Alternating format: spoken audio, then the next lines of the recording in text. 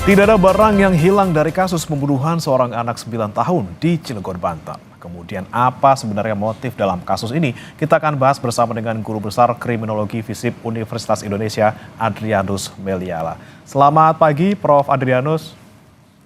Selamat pagi, Mas Primana. Ya, Prof, ini kan narasi perampokan kemudian gugur gitu ya. Polisi bilang tidak ada barang yang hilang dan mereka masih menyelidiki gitu. Kalau dari temuan ataupun analisis Prof. Adrianus, ini sebenarnya kasusnya seperti apa, Prof? Ya, saya mendekati sama ya dengan pendapatnya Mas Reza tuh, bahwa ini bukan perampokan, mungkin ini pencurian ini. Oke. Prof? Dengan terang benderang.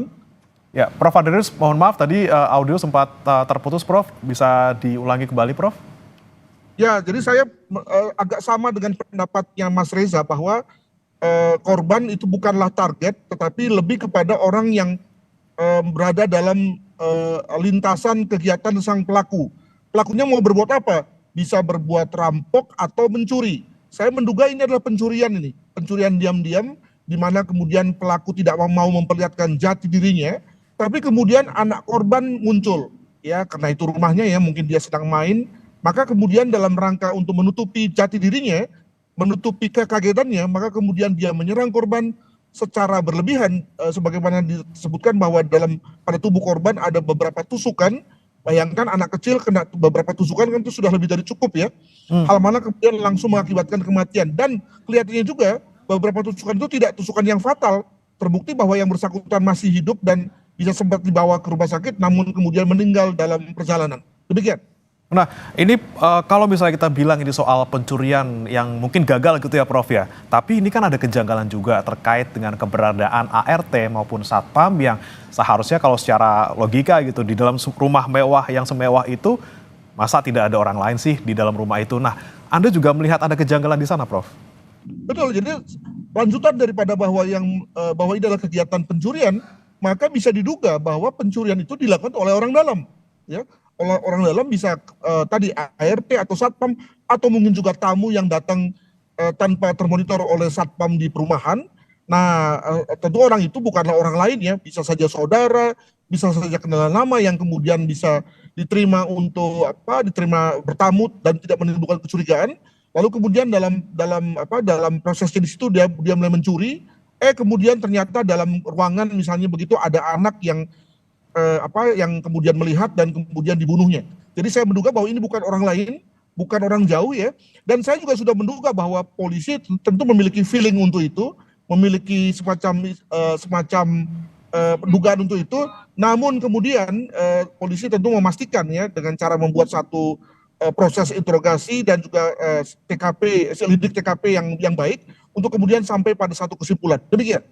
Tapi Prof, jika misalnya memang benar gitu ya, ini kemudian adalah kasus pencurian yang gagal karena ada saksi seorang anak gitu yang kemudian menyaksikan, kemudian dihabisi biar tidak nyebar gitu soal pencurian ini. Tapi kenapa kemudian harus ada 19 tusukan di sana, ada 3 luka memar di sana? Apakah ada juga motif dendam dalam kasus ini, Prof, kalau Anda melihatnya?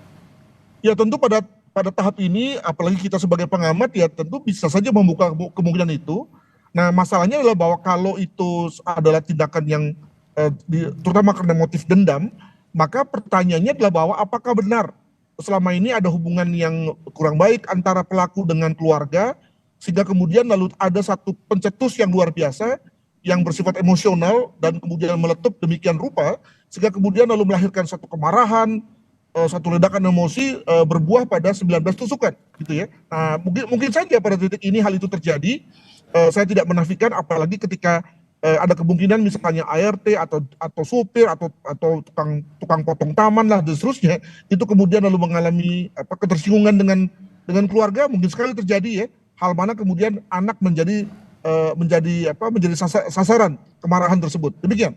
Nah, tapi Prof, mungkin selain tadi alasan terkait mungkin ada juga nih soal CCTV yang kemudian kok tidak ada gitu ya, dan juga ada kemungkinan karena ART dan juga Satpamnya tidak ada, kemudian ini bisa diduga mereka menjadi pelakunya. Selain itu apa sih, Prof, yang memperkuat kalau misalnya memang benar ini diduga dilakukan oleh orang dalam?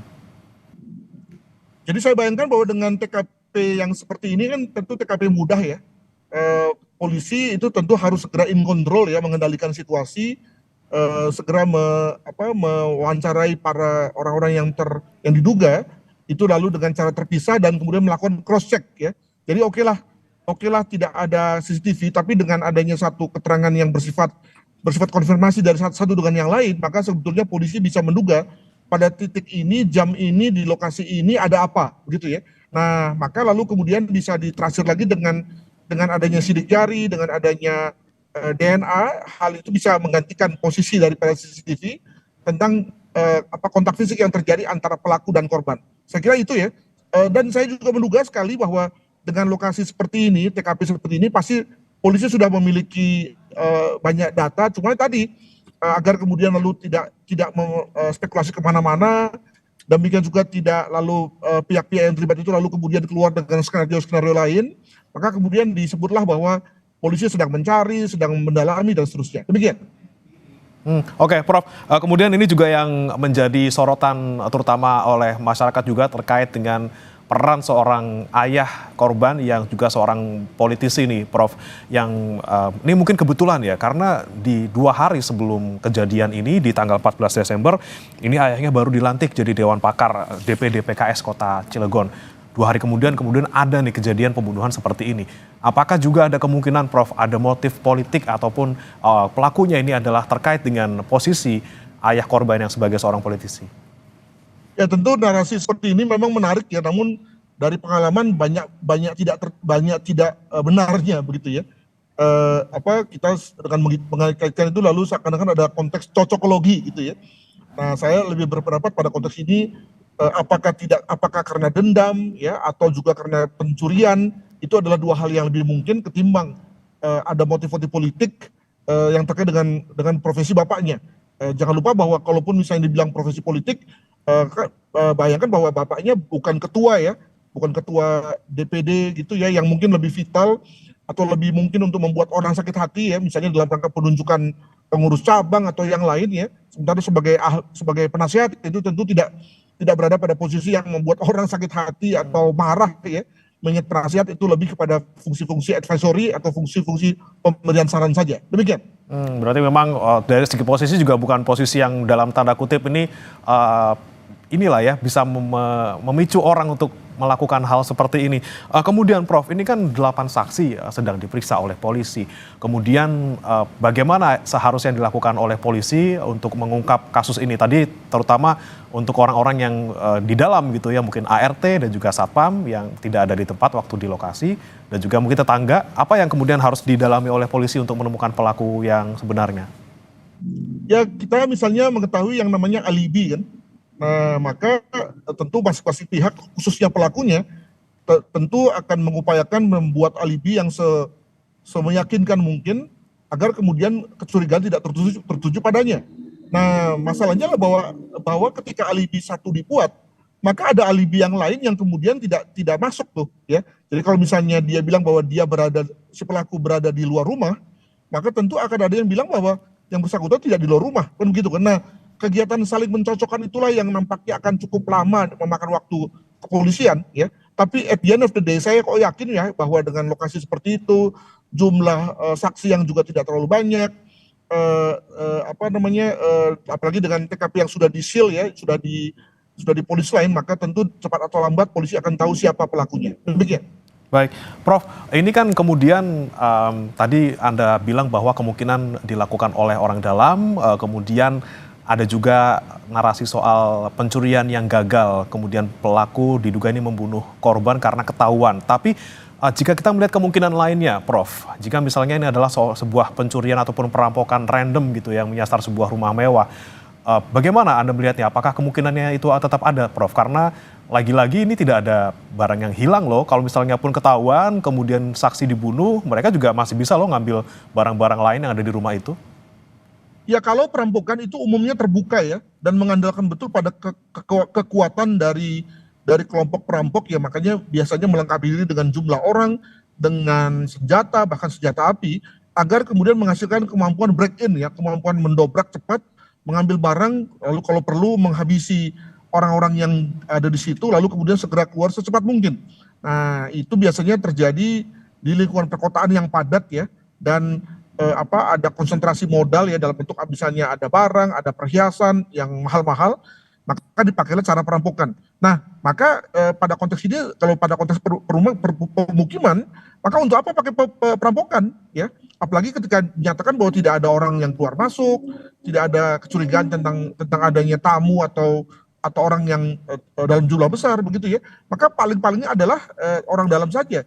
Nah, itu yang pertama. Kalaupun misalnya perampokan, maka bisa dipastikan bahwa korban tidak hanya satu, tapi mungkin yang lain. Nah, ini kan yang terjadi adalah pada konteks si anak ini, dia mengalami korban dan dengan perlukaan yang eksesif ya, sampai belasan kali. Yang saya asumsikan adalah bahwa itu akibat dari mungkin kemarahan atau mungkin juga karena korban, mohon maaf, tidak meninggal pada saat itu dengan segera, maka kemudian diadakan berbagai macam tusukan ya, yang mungkin tusukan-tusukan dangkal ya, lalu kemudian diakhiri dengan adanya satu tusukan yang fatal ya. Nah, maka lalu menurut saya konteks perampokan itu tidak bisa disingkirkan lah begitu, tinggal diganti dengan kalau nggak karena dendam atau karena pencurian yang dimana pelakunya tidak mau mengetahui jati dirinya terungkap ya, mungkin sekali karena memang yang bersangkutan adalah orang dalam juga. Nah, sekali lagi saya agak menepis soal dendam karena ya gini ya, kalau orang dendam sama kita, maka tentu kita pun juga sebenarnya sudah merasakan bahwa ada orang yang tidak suka dengan kita, sakit hati dan seterusnya, maka kita juga berjaga-jaga begitu ya. Nah, kesan saya adalah bahwa mungkin sekali dendam itu tidak ada, makanya kemudian lalu sang bapak itu juga meninggalkan keluarganya untuk bekerja dengan tenang ya, karena percaya bahwa orang rumahnya adalah orang yang mungkin baik-baik saja. Namun mungkin sekali hal itu juga bisa saja ada ya. Sekali lagi kita kembali pada peribahasa rambut boleh hitam tapi hati siapa tahu. Demikian.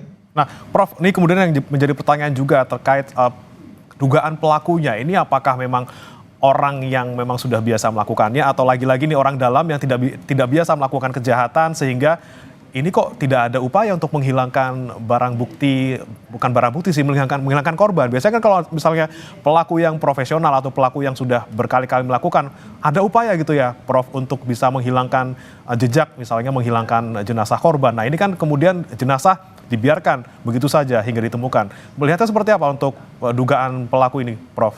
Terus sekali, ini memang tipe kejahatan, tipe pembunuhan yang kita sebut sebagai disorganized murder, ya, pembunuhan yang tidak terorganisir. Misalnya bagaimana kita memaknai belasan tusukan tersebut. Itu menurut saya itu adalah tusukan dari orang yang tidak profesional, tusukan dari orang yang tidak merencanakan, atau orang yang sedang panik.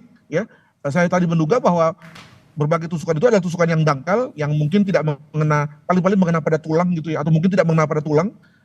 Barulah kemudian ada tusukan yang fatal yang lalu mengakhiri hidupnya korban. Ya, ini kan membuktikan bahwa pelakunya bukan profesional, kedua juga tidak intensional ya, dengan kata lain tidak ada niat dari awal untuk membunuh. Alhasil kemudian berbagai tusukan itu adalah tusukan dari orang yang sebetulnya panik saja ya, panik, bingung, nggak tahu berbuat apa. Barulah kemudian setelah korban kehabisan darah atau tidak sadar, barulah kemudian yang bersangkutan berhenti untuk membunuh mengingat korban sudah ambruk begitu. Oke, baik. Terakhir, Prof, terkait dengan tidak adanya alat bukti yang ditemukan, misalnya alat untuk menusuk korban dan juga tidak adanya rekaman CCTV, apakah ini kemudian menjadi penghalang ataupun kendala yang besar bagi polisi untuk mengungkap dan membuktikan kasus ini?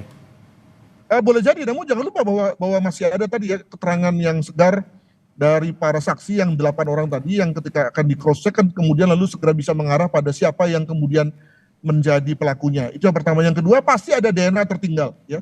Jadi bayangkan bahwa pasti ada rambut yang jatuh, ada mungkin bekas kuku ya, mungkin ada pergulatan begitu ya dari korban dan pelaku, dan itu bisa kemudian diekstraksi untuk menjadi informasi tentang DNA-nya. Dan yang ketiga juga, kalau kita bicara mengenai beberapa rekam jejak ya, maka siapa sih yang paling punya motif dari semua itu? Apakah misalnya karena ada ART yang mungkin punya utang atau apa gitu ya, yang lalu bisa kemudian dianggap sebagai satu jembatan keledai ya dalam rangka mencari tahu siapa pelakunya. Mungkin begitu. Baik, DNA yang tertinggal di TKP dan juga lagi-lagi kemungkinan motif dari orang-orang terdekat ini bisa digunakan ya, Prof, untuk mengungkap siapa pelaku sebenarnya. Terima kasih Profesor Adrianus Meliala, Guru Besar Kriminologi FISIP Universitas Indonesia, sudah bergabung bersama kami di Sapa Indonesia Pagi. Selamat pagi, Prof. Terima kasih.